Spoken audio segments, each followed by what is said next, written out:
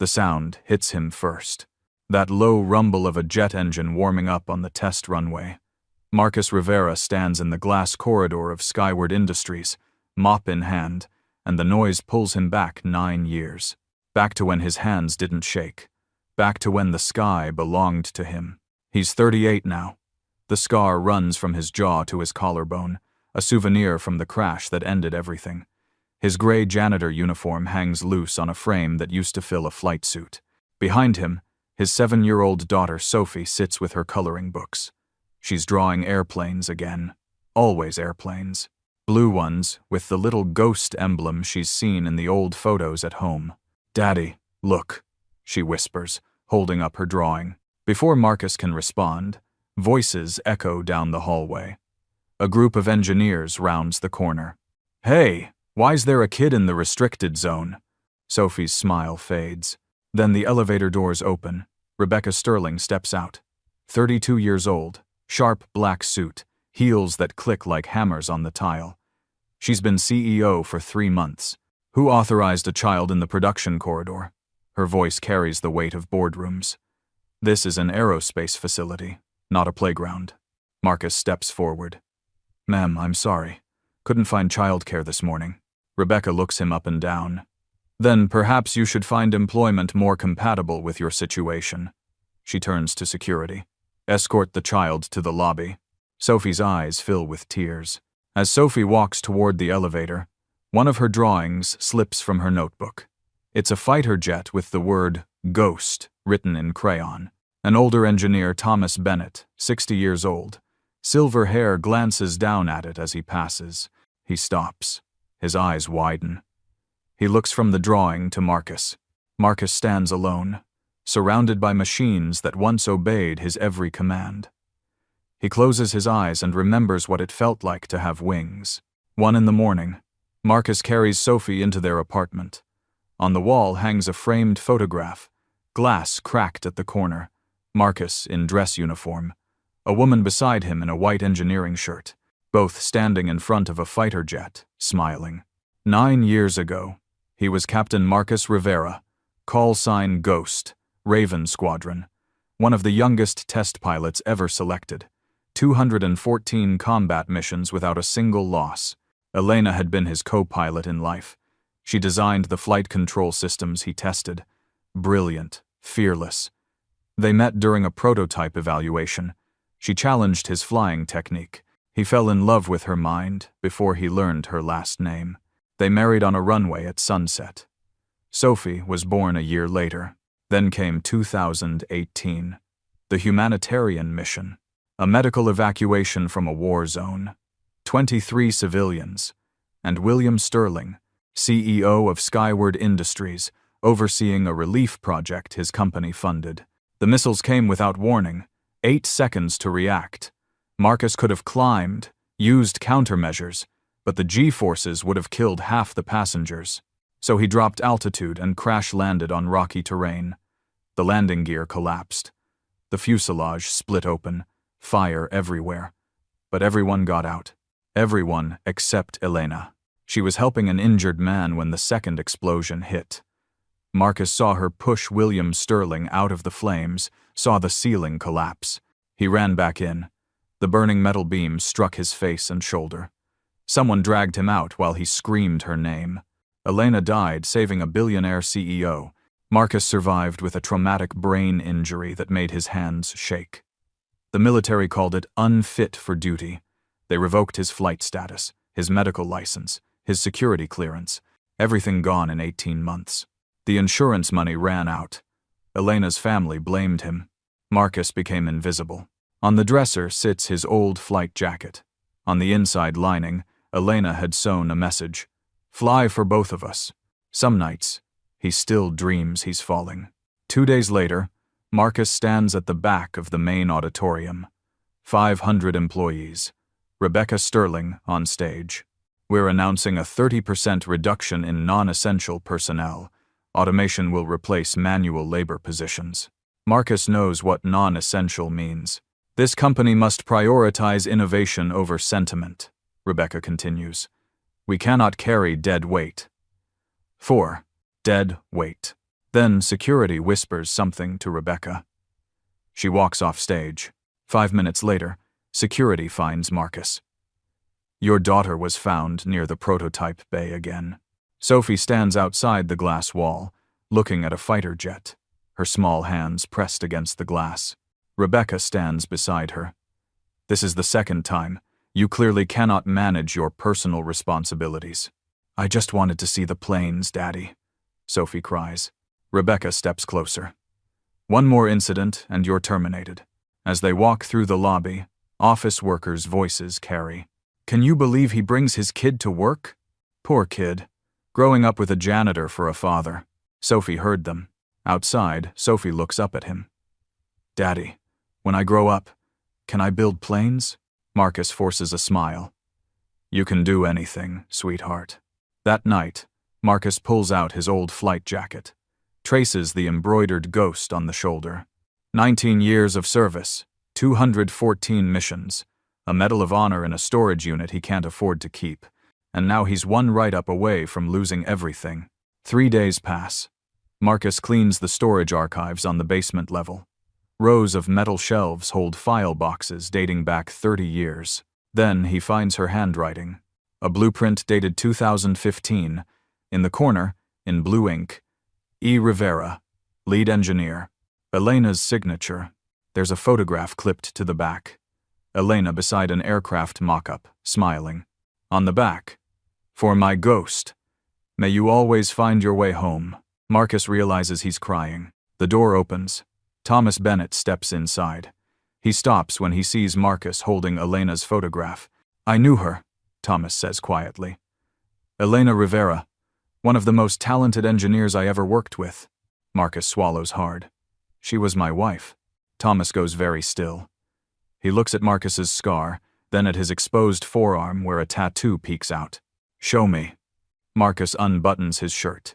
The tattoo covers his chest. Fighter jet wings wrapping around a heart. Ghost plus Elena. Below that, Raven Squadron, 2010 to 2018. Thomas Starris, hands trembling. Dear God. You're the ghost. You're Captain Marcus Rivera. I was. Not anymore. You saved my life. 2018, the humanitarian mission. I was on that plane. Marcus tries to remember. So many faces that day. William Sterling, our CEO, he tried to find you. He spent 2 years searching. Well, he didn't find me. Thomas grips his shoulders. William died 2 years ago. But before he died, he left instructions. There's money, a fund, a position for you. His daughter doesn't know, Thomas says urgently. Rebecca doesn't know who you are. Thomas pulls out his phone, shows Marcus a photograph from the mission. Marcus, in flight gear, beside William Sterling, both covered in soot and blood. Let me tell Rebecca who you really are. No. Marcus's voice is sharp. I have a daughter to feed. If Rebecca finds out, she'll think I'm trying to manipulate her. Thomas watches him, then nods slowly. All right, I'll keep your secret. For now. After he's gone, Marcus sits alone, holding Elena's photo. That evening, Thomas searches through William Sterling's sealed documents. Letters, dozens of them. William had written to Marcus every year. Everyone returned with, address unknown, William's will. In the event that Captain Marcus Rivera is located, he is to be offered the position of Chief Safety Officer with a starting salary of $150,000 annually. Additionally, a scholarship fund of $500,000 is to be established in the name of Elena Rivera. She has no idea that the janitor she humiliated is the man her father called family. 1 week later, 8 in the evening. The demonstration hall at Skyward Industries blazes with light. Marcus wasn't supposed to be here, but another janitor called in sick, and he needs the overtime. 200 guests fill the auditorium, all here to witness the unveiling of the Skyraptor X9. Rebecca Sterling stands on stage. What you're about to witness will redefine modern aviation.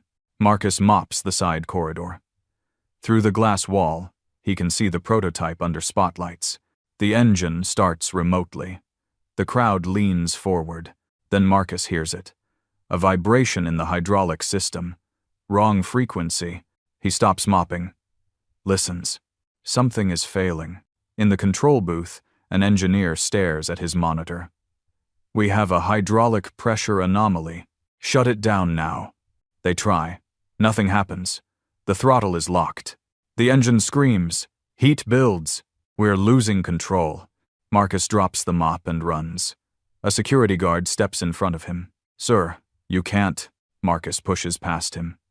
I'm a pilot. Let me through. He bursts into the booth. 6 engineers stare at him. Who the hell are you?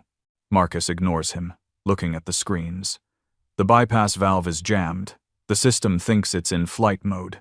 Someone needs to get into the maintenance shaft and manually release valve H7.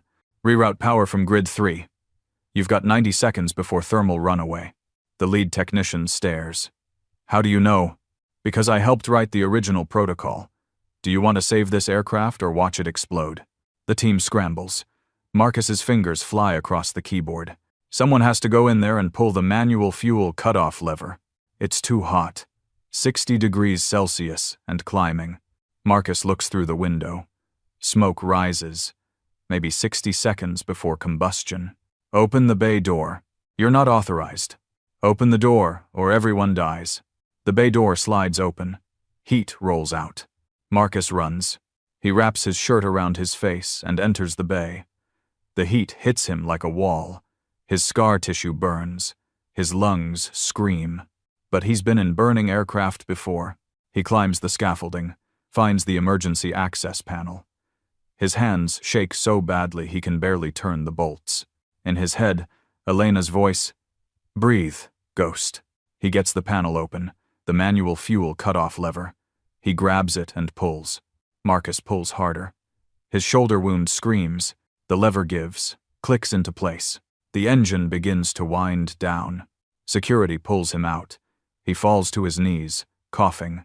Someone presses an oxygen mask to his face. Rebecca Sterling stands 5 feet away, her composure shattered. Thomas appears. Marcus. They all saw. They saw what you can do.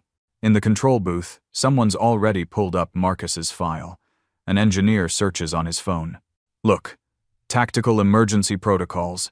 X-7 aircraft. Who authored them? The screen shows a manual from 2016. Author. Captain M. Rivera, Test Pilot Division. Someone finds an article from 2018. Decorated fighter pilot saves 23.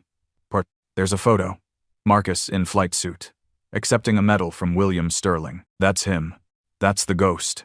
Rebecca takes the phone, looks at the photo, looks at Marcus. Her face goes white. 15 minutes later, Marcus sits in the security office, wrapped in a blanket. His hands won't stop shaking. The PTSD is taking over. All he sees is fire. Elena's face. Rebecca Sterling stands in the doorway. Then the alarm sounds. The intercom crackles. Fire in Test Bay 3. Personnel trapped inside. Thomas runs past. 4 interns! They're trapped! Marcus stands. Rebecca steps in front of him. You need medical attention. Marcus looks at her. 4 people are dying. He pushes past her and runs. Smoke pours from under the sealed door. Through the small window, Marcus can see 4 young people huddled behind a workbench, one on the ground, not moving. Marcus finds the emergency manual override, a wheel valve, painted red. He grabs it and turns. The valve is stuck. Thomas reaches him. The fire department is 5 minutes out. These kids don't have 5 minutes. Marcus braces and pulls harder. The valve moves, an inch at a time. The valve completes its rotation. The door cracks open. Heat and smoke explode into the hallway. Marcus doesn't think. He just moves. Into the fire. The visibility is nearly 0. He drops to his hands and knees, crawls toward the group. He finds them. 3 students conscious. 1 girl on the ground, leg bent wrong. Can you walk? 2 nod. You 2, go now, stay low. They scramble toward the door. Marcus lifts the injured girl over his shoulder. The 4th student is frozen with panic. I can't move. Marcus grabs his arm. Yes, you can. Look at me. You're going to live today, but you have to move. Now. They move together toward the exit. A support beam groans above. The metal is glowing red, buckling. Marcus shoves the young man forward. Run! The beam breaks free. Marcus lunges, pushing the injured girl through the doorway. Debris strikes his shoulder. He goes down hard. Thomas and Rebecca pull Marcus out. Marcus lies on the concrete, gasping. His shoulder is dislocated. His hands are blistered, but all 4 students are alive. A paramedic kneels beside him. He looks at Marcus's scar, at the tattoo visible through his burned shirt. Captain Rivera, is that really you? The word spreads. Within minutes, everyone knows that the janitor is Captain Marcus Rivera, the ghost. A news helicopter circles overhead. Camera crews arrive. As they wheel him toward the ambulance, one of the rescued students grabs his hand. You saved my life. Who are you? Marcus's voice is barely a whisper.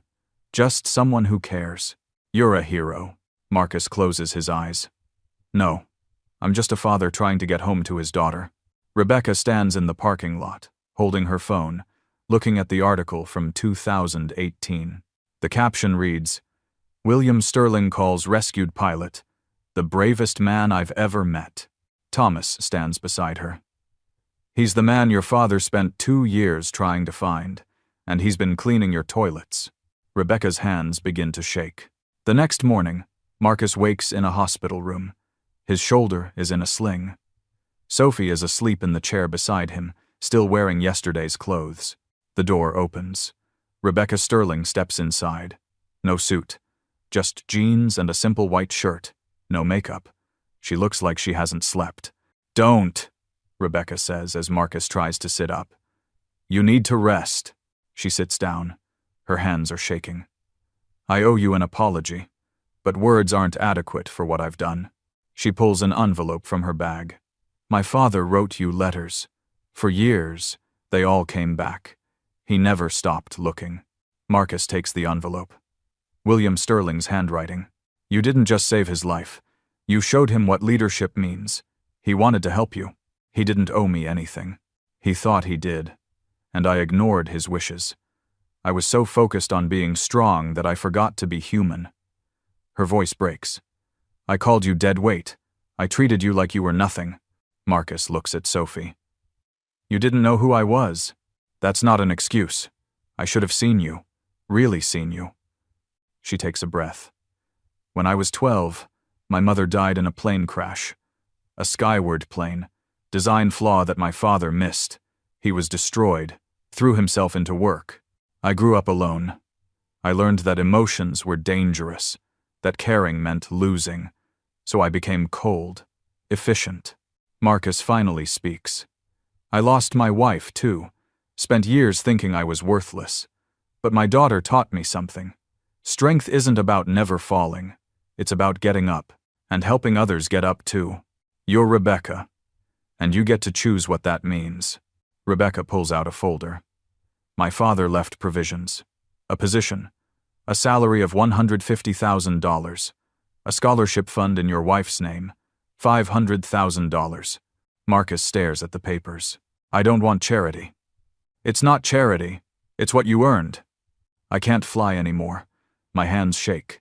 You saved my company twice yesterday. You are exactly the person my father believed you to be. Rebecca leans forward. I want to start a program. Wings of Hope.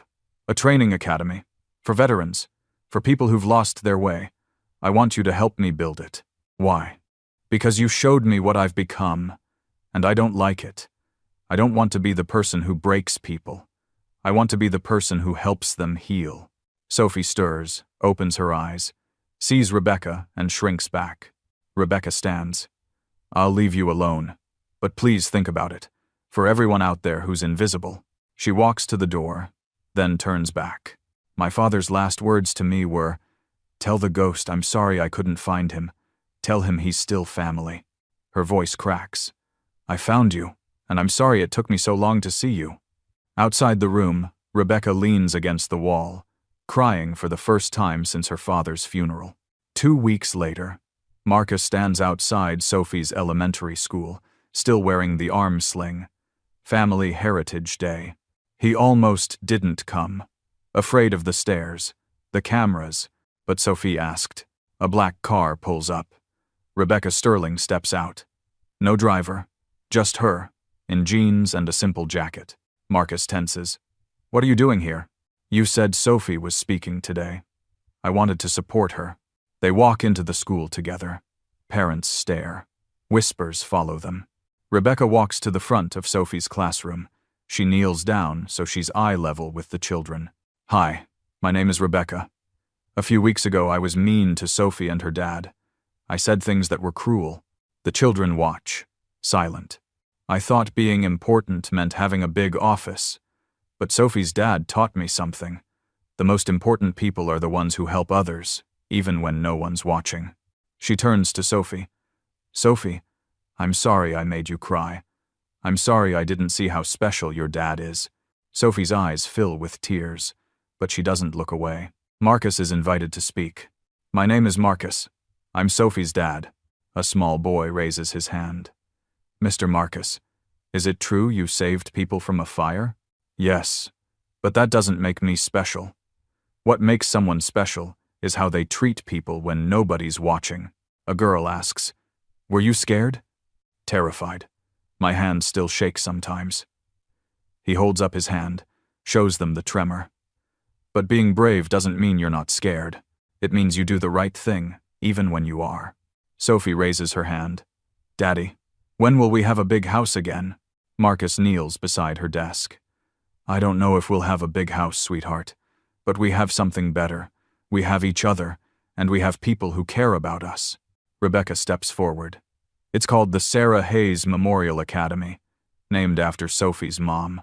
Any kid whose parent is a veteran, a first responder, or has faced hard times can apply for a scholarship. After the presentations, children crowd around Marcus and Sophie. No teasing, just curiosity and respect. For the first time in months, Sophie smiles wide and genuine. As they leave, Sophie tugs Rebecca's sleeve. Are you and Daddy friends now? Rebecca looks at Marcus. He gives a small nod. Yes, Sophie. We're friends. Sophie grins. Good. Daddy needs more friends. Rebecca's eyes shine with tears. So do I, Sophie. Rebecca stops before getting in her car. Marcus, I have something to show you. A hangar. And a plane. Your plane. Marcus's breath catches. I can't fly it. I can't fly it. You don't have to. But maybe you need to say goodbye. Or maybe hello. Sophie looks up at her father. Can we see your plane, Daddy? Marcus looks at the sky. Clear blue. Endless. For the first time in 9 years, it doesn't look so far away. Okay, let's go see it. 3 weeks later. The main auditorium at Skyward Industries holds 1,000 people. Shareholders, employees, veterans, press. Marcus sits in the back row, uncomfortable in the borrowed suit. Sophie sits beside him, wearing a new dress Rebecca sent over. The company's stock dropped 15%. Investors are nervous. Calls for Rebecca to step down. Rebecca walks onto the stage alone. No entourage, just her, in a simple gray suit. She doesn't use a podium. Stands exposed. Good morning. I know many of you are worried. About leadership. About the company's future. Murmurs ripple. You should be worried. Because 3 months ago, I nearly destroyed everything my father built. The room goes silent. I became CEO and thought I knew everything. Thought strength meant being ruthless. I called people dead weight. I threatened to fire a single father for bringing his daughter to work. She looks directly at Marcus. That man saved this company, twice, and I treated him like garbage. The screen behind her lights up. A photograph. Marcus in flight gear, beside William Sterling, both covered in soot. This is Captain Marcus Rivera, call sign Ghost, decorated fighter pilot, Medal of Honor recipient. The man who saved 23 lives, including my father's, in 2018. The crowd stirs. He lost his wife in that mission. Dr. Elena Rivera. She was an engineer here at Skyward. She died pushing my father out of the flames. Rebecca's voice strengthens. Captain Rivera suffered traumatic brain injury and PTSD, lost his flight status, lost everything. And when he applied for work here, the only job we offered him was janitor. Gasps. I walked past him every day. He scrubbed our floors, and never once told anyone who he was. She moves to center stage. My father tried to find him for 2 years, left provisions in his will, a position, a salary of $150,000 annually, a scholarship fund of $500,000 in Elena Rivera's name. I ignored those provisions. I was so focused on profit that I forgot why this company exists, not to build machines, to build hope. The screen changes to show the Wings of Hope logo. Today, I'm announcing a complete restructuring of Skyward's values. Details appear on screen. 1. The Sarah Hayes Memorial Academy. 50 full scholarships for children of veterans, first responders, and economically disadvantaged families. Applause begins. 2. The Veteran Integration Program. 200 positions over the next 2 years. 3. A Mental Health and PTSD Support Fund. $20 million. People begin to stand. 4. Our Dignity at Work policy. Every employee will be treated with equal respect. And 5. Second chance hiring. Who? The auditorium erupts in applause. Rebecca raises her hand. These programs need a leader. Someone who understands what it means to fall and to rise. She looks directly at Marcus. Captain Marcus Rivera, will you accept the position of Chief Officer of Human Dignity and Legacy Programs? Every head turns. Every camera swings to the back of the room. Marcus freezes. Sophie grabs his hand, squeezes tight. Thomas, behind them, leans forward. Go on, Marcus. It's time. Marcus stands slowly. He walks down the aisle. Sophie follows him, holding his hand. He climbs the stairs, stands beside Rebecca, faces 1,000 pairs of eyes. Rebecca hands him a microphone. Marcus's voice is rough. I didn't prepare anything, because I didn't think I'd be standing here. Someone in the crowd yells, "We love you, Ghost!" Marcus waits for quiet. For 9 years I've been invisible. I chose that, because being seen meant being reminded of who I used to be. He looks at Sophie. But my daughter never stopped seeing me as a hero. She believed in me. His voice gets stronger. Miss Sterling is offering me a position, but I have 3 conditions. Rebecca nods. Name them. First, this program is about dignity, not charity. We're giving people tools to save themselves. Agreed. Second, I keep working 1 maintenance shift per month, because I never want to forget what it's like to be invisible. Rebecca smiles. Agreed. Third, Sophie is part of this. She'll help design the children's programs, because she's the reason I'm still standing here. The crowd applauds. Sophie beams. Agreed to all 3. Rebecca extends her hand. Welcome to the team, Marcus. They shake hands. Cameras flash. The applause becomes deafening. Then, from the side door, a group of men in leather jackets enters. Raven Squadron patches. Marcus's old unit. Major Ryan Collins, callsign Hawk, leads them. He walks up to the stage. Ghost, we've been looking for you for 9 years. Marcus's eyes fill with tears. Hawk, permission to come aboard, Captain? Marcus nods. Can't speak. Ryan and 5 other former squadron members climb the stage. They form a line and salute Marcus. Marcus, tears streaming, salutes back. The entire auditorium stands. Veterans salute. Others place hands over hearts. Sophie runs to her father. Marcus lifts her, holds her tight. Rebecca steps to the microphone. The Wings of Hope Academy will break ground in 30 days, and the first aircraft in our memorial museum will be the F-16 that Captain Rivera flew on his final mission. Restored, honored, never forgotten. Thomas appears beside Rebecca, holding a framed photograph. Elena beside the aircraft mock-up, smiling.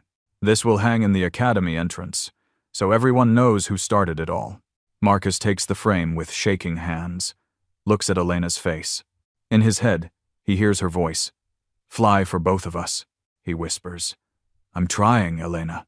Outside, a plane flies overhead. The sound no longer makes him flinch. It sounds like hope. That evening, Marcus and Sophie visit Hangar 7 for the first time. The massive structure sits at the edge of the Skyward campus, unused for 2 years. Empty space echoes with possibility. Sophie runs through the open floor. Daddy, can we paint it blue? Like the sky? Marcus stands in the center, imagining what it could become. Classrooms, workshops, a place where people learn to rebuild themselves.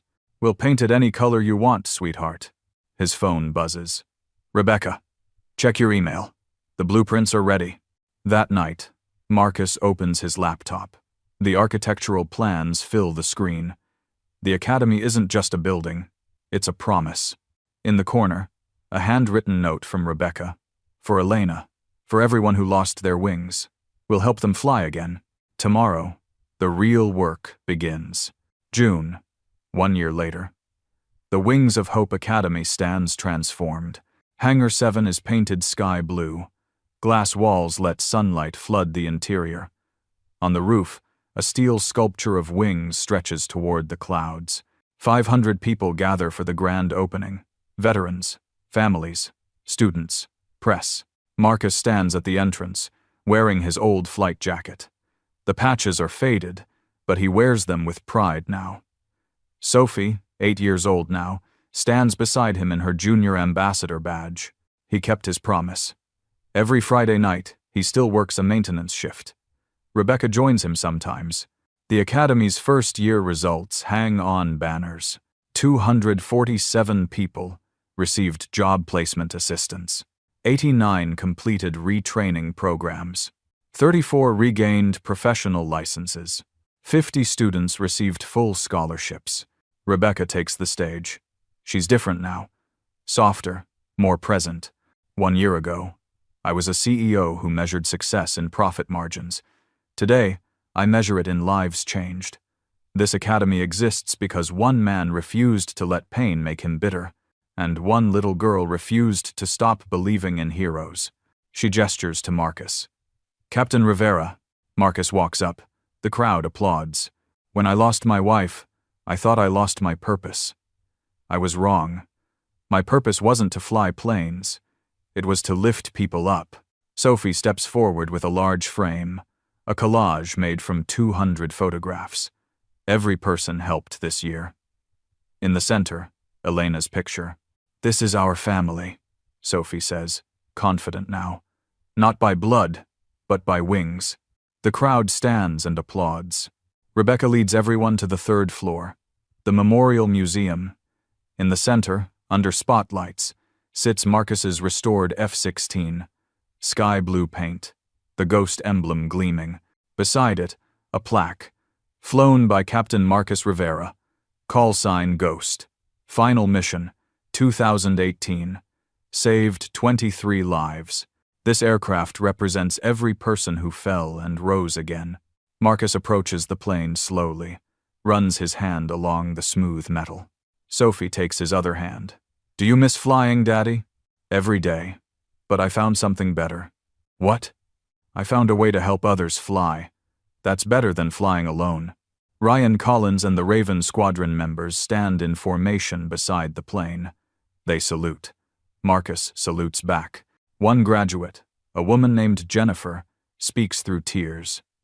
A year ago, I was sleeping in my car. Today I have a job, an apartment, and hope, because someone saw me when I was invisible. Asterisk, asterisk. And in the back of the crowd, a young man in a maintenance uniform watches. His name is David.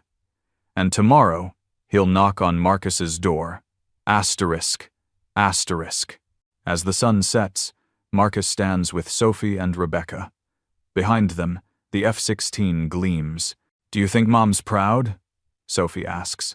Marcus looks at the plane, at the crowd. I think she's been flying with us all along. Rebecca adds quietly. My father, too. They're both here. On the wall beside the door, Elena's photograph watches over everyone.